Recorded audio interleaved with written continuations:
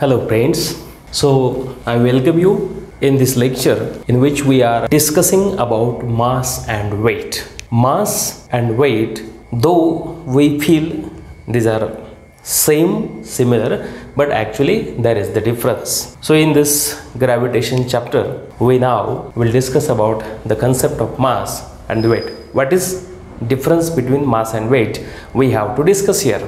So first of all, we will talk about the mass. Mass, it is not that mass. Mass is the mass of the body. And we know in the universe, all the bodies, the materials and everything is made up of a matter. Okay, matter. So the mass is nothing but amount of matter present in the object or any body. Say this marker or the pen, it consists of certain type of matter. How much that matter is there, the material is there, it determines its mass. Clear it? So that is the matter of material, or we can say the amount present in the body, amount of material, amount of matter, or in short the constituent of body. Constituent म्हणजे ज्याच्यापासून तो घटक बनलेला आहे, ती वस्तू बनलेली आहे, तो घटक, मग तो स्थायू असेल, से सॉलिड, लिक्विड असेल किंवा एअर पण असू शकेल. एअर पर्टिक्युलर गॅसेस, त्यालाही मास असतं. म्हणजे वस्तू ज्या द्रव्यापासून बनलेले आहे ते म्हणजे वस्तुमान, त्या वस्तूचं वस्तुमान, याला आपण वस्तुमान म्हणतो, मास. आणि याचा युनिट आपण मेजर करतो किलोग्रॅममध्ये, केजी, आणि सीजीएस युनिट हे ग्रॅम आहे. आपण कुठल्याही फिजिकल क्वांटिटी जे मेजर करतो त्याचे एसआय आणि सीजीएस युनिट्स हे लक्षात ठेवणं गरजेचं ठरतं.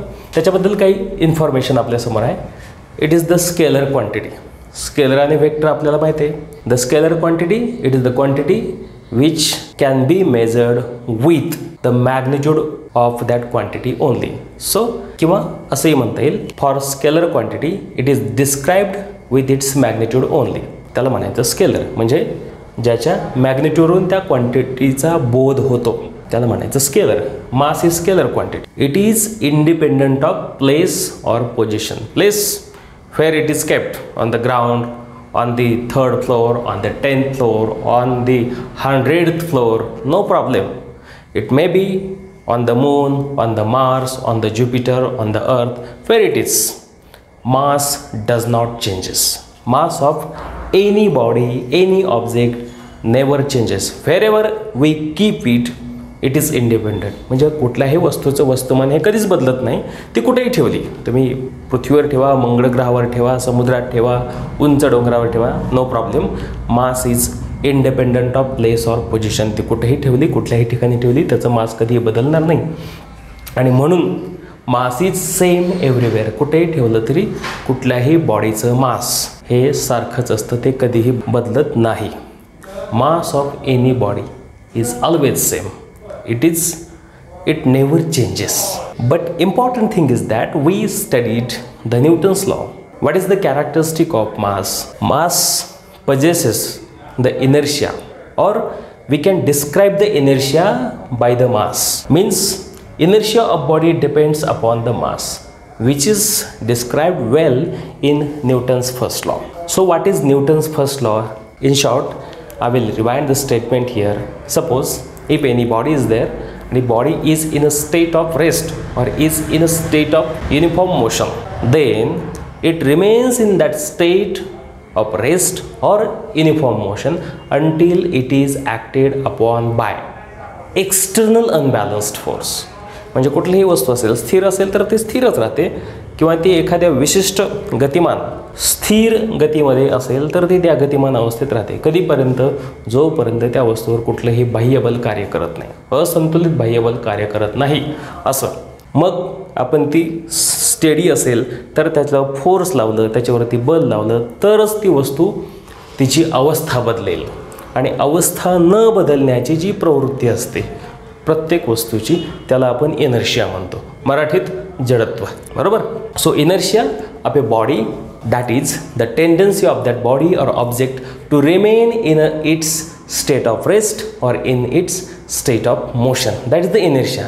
म्हणून मास हे खूप महत्त्वाचं ठरतं इनर्शिया डिफाईन करताना, डिस्क्राईब करताना. मग एखादं बॉडी असेल ती कमी मासची असेल, छोटी असेल, इट मे पजेस लिटल मास, आणि एखादी बॉडी असेल त्याचं खूप जास्त मास असेल. इनर्शिया कोणाचं जास्त, जिथं फोर्स जास्त लावावा लागेल त्याचं इनर्शिया जास्त. फोर्स कुठे जास्त लावायला लागतं, जिथं मास जास्त असेल तिथं फोर्स जास्त लावायला लागतं. म्हणजे in short, if body possesses higher mass then the inertia of that body will also high mass high inertia. आता हे झालं मासबद्दल. मास स्केलर आहे, ते कधी बदलत नाही. मास म्हणजे त्या कुठलाही ऑब्जेक्ट असेल, बॉडी असेल तर त्याच्यामध्ये असलेलं ॲक्च्युअल मॅटर किंवा कन्स्टिट्युएंट ऑफ मॅटर, कशापासून ती बनलेली, हे सगळं मासबद्दल आपण बघितलं. दुसरी क्वांटिटी आहे त्याच्याशी related, that is the weight. Here weight it is the force which earth exerts on the object or the body. पृथ्वीनं प्रयुक्त केलेलं बल कुठल्याही वस्तूवरती. म्हणजे आत्ता मी इथे उभा आहे, तुम्ही बसून लेक्चर बघत आहात, किंवा आपण नेहमी कुठेही असतो, अर्थ सरफेसवरील खूप सगळ्या वस्तू आहेत. So weight is the force which earth exerts on the object or body. The force exerted by earth. We are standing on earth, sitting on earth, anybody on the surface of earth experiences the gravitational force exerted by earth on that body. Actually body also exerts the force on earth, but in comparison earth exerts much more force. That's why we feel that force. So what happens, we already know force by earth on object of mass m is F is equal to m into g. We studied in previous lecture. This is the force, this is the mass of that body, and g is the acceleration due to gravity. So this is the force by earth on object. This force is nothing but the weight, because we already said that it is the force which earth exerts on the object, and earth exerts this force F is equal to mg. म्हणजे पृथ्वीनं वस्तूवरती प्रयुक्त केलेलं बल, आणि त्या वस्तूचं काहीतरी वस्तुमान असेल ते m आहे, तर त्या वस्तूवरती प्रयुक्त केलेलं बल म्हणजे त्याला म्हणायचं वजन, वेट. वजन आणि वस्तुमानमध्ये फरक आहे, दॅट इज द वेट. आणि ते वेट बल किती आहे, F is equal to m into g. ह्याच्यामध्ये हा कॉन्स्टंट आहे. काय, m is the constant, it is the mass, it doesn't changes, but g changes. आपण g बदलतो हे याच्या आधी बघितलेलं आहे. g वेगवेगळ्या ठिकाणी वेगवेगळा असतो, त्याच्यावरती इम्पॅक्ट करणारे वेगवेगळे पॅरामीटर्स आपण स्टडी केलेले आहेत. म्हणून f कॉन्स्टंट, g बदलेल, म्हणून f बदलू शकतो. f can be variable. हा आता इथे f म्हणत नाही आपण, त्याला f is equal to weight. मग आपण weight of the object, I will write here W is equal to m into g, and weight is nothing but the force. मग आता फोर्स आहे म्हटलं की त्याचं युनिट काय असेल, SI unit will be the newton, and सीजर्स unit आहे डाइन. डायन नाही म्हणायचं, डाइन. SI युनिट न्यूटन, सीजर्स युनिट डाइन, लक्षात ठेवायचं. आणि 1 न्यूटन इक्वल टू 10⁵ डाइन. हे रिलेशन हे कधी कधी प्रूव्ह करायला पण विचारलं जातं प्रॉब्लेम्समध्ये. Weight is the vector quantity. का, because weight is equal to force, आणि फोर्स वेक्टर आहे. So this is also the vector quantity. What is vector, the vector quantity, it is the quantity which requires the magnitude as well as its direction. Magnitude आणि direction महत्त्वाचे असते, त्याला आपण vector quantity म्हणतो. मराठीमध्ये त्याला सदिश असं म्हणतात. Directed towards the centre of earth. We are talking about the force, that force is weight. We are talking about the weight. Weight is nothing but the gravitational force, and it is always directed towards the centre of earth. म्हणून वरती टाकलेल्या वस्तू खालीच येतात. त्याचं कारण आहे त्यांना असलेलं वजन. त्यांना असलेलं म्हणजे त्या पृथ्वीच्या गुरुत्वाकर्षण बलामुळे ते असतं. Weight is not constant everywhere. का, हा बदलतो ना, g always changes, therefore weight is not constant everywhere. Weight may change. कसं चेंज होईल, एक सिंपल एक्झाम्पल आपण घेऊया. Suppose a person having 100 kg of mass. It is the mass. So mass of person is say 100 kg, or if 100 kg is much more excessive, we'll have the example of 60 kg. So the person having mass 60 kg, how much is his weight? So weight is the mass 60 kg into g 9.8. So that particular new factor we will get, that will be the total weight of the body, any body. If 100 kg we have the mass, then 100 into 9.8, that is 980 Newton. This will be the weight of the body whose mass is 100 kg. 100 kilogram हे असतं वस्तुमान आणि त्याचं वजन असतं 980 Newton. Clear?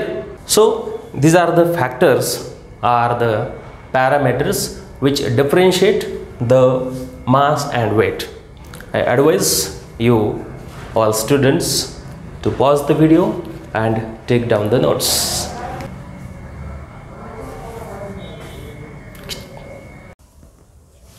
So friends, let's now turn to discuss the gravitational potential energy. This is very interesting topic of the gravitation, because as we know the various types of energies, forms of energies, and we also know the potential energy and kinetic energy. So we first discuss about the potential energy. What potential energy is? We already studied in previous standards. कशाला आपण potential energy म्हणतो, मराठीमध्ये त्याला स्थितीज ऊर्जा असं म्हणतो. Energy stored in the object due to its position और composition. Position और कंपोजिशन दोन्ही शब्द महत्त्वाचे आहेत, important words are there. Position, तो ऑब्जेक्ट अर्थवरती आहे, अर्थ सरफेसवरती आहे, की अर्थ सरफेसपासून काही विशिष्ट हाईटवरती आहे, किंवा व्हॉट इज द कंपोजिशन, त्याची स्टेट, अवस्था. म्हणजे फॉर एक्झाम्पल वॉटर रिझर्वायरमध्ये असलेलं पाणी किंवा ताणलेली स्प्रिंग, ओके, धनुष्याची ताणलेली दोरी वगैरे, अशी बरीचशी उदाहरणं आपल्याला सांगते. That is the composition. मॅटरचं कंपोजिशन, त्याची अवस्था नेमकी कशी आहे. म्हणून आपल्याला ह्या पोटेन्शियल एनर्जीमध्ये हे दोन वर्ड्स महत्त्वाचे आहेत. The energy of an object by virtue of its position or the composition. आणि मग फॉर्म्युला आपण देतो PE, the potential energy, is equal to M into G into H. M is the mass of the body or object, G is the exertion due to gravity, and H is the distance or height of that object from the surface of earth. पृथ्वीच्या पृष्ठभागापासून. मग एखाद्याला शंका पडली की तो पृथ्वीच्या पृष्ठभागावरच असेल तर मग किती. As we go up to greater heights, आता आपण पहिल्यांदा MGH, जसं H वाढत जाईल तसं पोटेन्शियल एनर्जी इन्क्रीज होते. म्हणजे H वाढला, एनर्जी वाढेल. म्हणजे potential energy depends upon the position, किंवा it is relative to the position. As the position changes, potential energy changes. आणि म्हणूनच म्हटलेलं आहे आपण, energy stored in the object due to its position. Energy always, which energy? The potential energy of any object always depends upon its position, though its composition is constant. म्हणजे तो elastic वगैरे अशी body नाही आहे. Rigid body असेल तर त्याची position बदलली, त्याची एनर्जी बदलणार आहे. मग एखाद्याला प्रश्न पडला की तो हाईट जर त्याची वेगवेगळी असेल, म्हणजे कमी असेल, किंवा एक एक्झाम्पल घेऊया, H एवढ्या हाईटवरती जर ते पोटेन्शियल एनर्जी MGH एवढी असेल, या व्हॅल्यू टाकून आपल्याला एनर्जीचं कॅल्क्युलेशन करता येतं. युनिट जूल आहे. ॲट ग्राउंड म्हणजे पृथ्वीच्या पृष्ठभागावरती पोटेन्शियल एनर्जी 0. का? H is 0. H जर 0 असेल तर M into G into 0 is 0. हे तर आपण लहानपणीच शिकलेलं आहे. Potential energy of any object on the earth surface is 0. मग आता त्याच्यामध्ये काही बदल झाले समजा. आता कशामुळे एनर्जीचं कॅल्क्युलेशन करताना एक गोष्ट लक्षात ठेवायची आपण always. We are talking about the gravitational potential energy. We talked here or we now introduced with the potential energy. Now let's compare this with the Earth's gravitational field and the parameters. On Earth's surface, we know H is very small than R. R हे काय आहे? Capital R is the radius of Earth and it is 6400 kilometre, 6400 kilometres एवढी प्रचंड radius आहे. आणि त्याच्या तुलनेत हा H एकतर तो अर्थ सरफेसवरती तो शून्यच असेल किंवा काही मीटर्समध्ये असेल किंवा एखाद्या दुसऱ्या किलोमीटर उंचीपर्यंत असेल, तर तो त्या कंपॅरिझनमध्ये खूप कमी याची व्हॅल्यू. मग इथे पृथ्वीच्या पृष्ठभागावर किंवा पृथ्वीच्या पृष्ठभागालगत near the surface of earth we always take the g as constant. G आपण ह्याच्या आधी बघितलं लेक्चरमध्ये की जीची व्हॅल्यू कशी कशी बदलते, पण पृथ्वीच्या पृष्ठभागालगत ॲव्हरेज व्हॅल्यू जीची हे आपण नेहमी कॉन्स्टंट घेतो. It is 9.8 metre per square second हीच व्हॅल्यू आपण ती घेतो. आणि मग जर जी एच खूप वाढला म्हणजे हा एच नॉर्मल आहे, कमी आहे, पृथ्वीच्या पृष्ठभागावरती किंवा लगत आहे, एखादा दुसरा किलोमीटर उंची असेल, नो प्रॉब्लेम. पण for the larger values of H ती काही हजारात असेल, 1000 किलोमीटर असेल किंवा त्यापेक्षा जास्त असेल, तर मग जीची व्हॅल्यू कमी होते. As we go up and up or as we go away from the earth, acceleration due to gravity decreases. In short, as the value of H increases, value of small g decreases. We know this very well. Suppose how much or how long we have to go from the surface of earth. किती लांब जाऊया? If object is at infinite distance, आपण म्हणतो ना infinity वगैरे, infinite डिस्टन्सवरती जर object असेल तर मग त्याची एनर्जी किती? मग आता इन्फायनाईट डिस्टन्सवरती पृथ्वीपासून if object is at infinite distance from the earth then g tends to zero, म्हणजे ती जवळजवळ शून्य झालेली असते. कशाची व्हॅल्यू? जीची. Acceleration due to gravity decreases as we go away from the earth. पृथ्वीपासून लांब लांब गेलं की हे गुरुत्वाकर्षण म्हणजे पृथ्वीमुळे जे आहे ॲक्सेलेरेशन ड्यू टू ते कमी कमी होणार आहे. ॲक्सेलेरेशन ड्यू टू ग्रॅव्हिटी कमी कमी म्हणजे जवळजवळ शून्य, म्हणून I have written the g tends to zero. Hence at infinity, मग तिथं काय होते?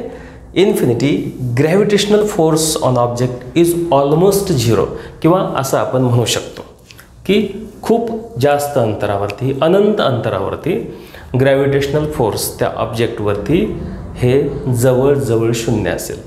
कुणाचं? पृथ्वीमुळं असलेलं, कारण पृथ्वीपासून तो खूप लांब गेला ना, मग त्याची पोटेन्शियल एनर्जी शून्य आहे असं आपण ॲझ्युम करू शकतो. We can assume the potential energy of the object which is at very large distance from earth as zero. Potential energy of the object can be assumed as zero, but which object? The object which is at a larger distance from earth. पृथ्वीपासून खूप लांब असलेल्या वस्तूची स्थितीज ऊर्जा ही शून्य आहे असं आपल्याला म्हणता येईल, असं आपण मानू शकतो. का? कारण तिथे जीची व्हॅल्यू खूप कमी असते. मग जर पृथ्वीपासून जवळ अंतरावरती वस्तू असतील, any suppose object is at smaller height from the surface of अर्थ, कन्सिडरेबल किंवा मॉडरेट हाईट असेल, तर मग त्याची gravitational potential energy, you have the formula for the gravitational potential energy as -g capital M small m upon r plus h. We are talking about h, therefore this is r plus h.